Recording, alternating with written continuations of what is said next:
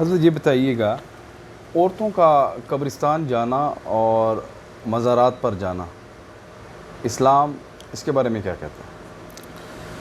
حدیث پاک میں ہے، شروع میں حضور پاک صلی اللہ علیہ وآلہ وسلم نے قبروں کی زیارتوں پہ منع فرمایا تھا، پھر رسول اللہ صلی اللہ علیہ وسلم نے اجازت دی ہے۔ اب مرد بھی قبرستان جا سکتا ہے، عورت بھی جا سکتی ہے، لیکن شرائط کے ساتھ۔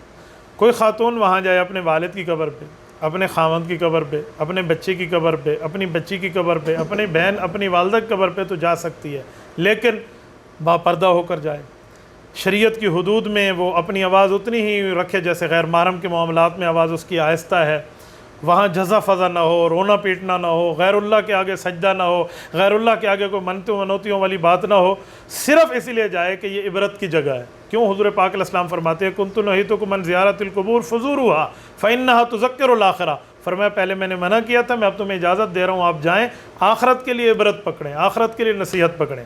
لیکن آج کل ترتیبیں اور ہیں، خواتین جاتی ہیں غیر اللہ کے سجدے کے لیے، خواتین جاتی ہیں قبروں پر کوئی بکرے ذبح کرنے کے لیے، خواتین جاتی ہیں نقاب اتار کر اور بن سور کر اور پتہ نہیں کیا میک اپ کر کے اور وہاں دیے جلانے کے لیے اور چادریں چڑھانے کے لیے۔ یہ خواتین کا معاملہ اور مردوں کا نہیں ہے، اس سے احتراز کرنا چاہیے۔ جو شریعت کی حدود ہیں ان حدود کو استعمال کرتے ہوئے جائے تو بہتر ہے، ورنہ نہ جائے تو ٹھیک ہے۔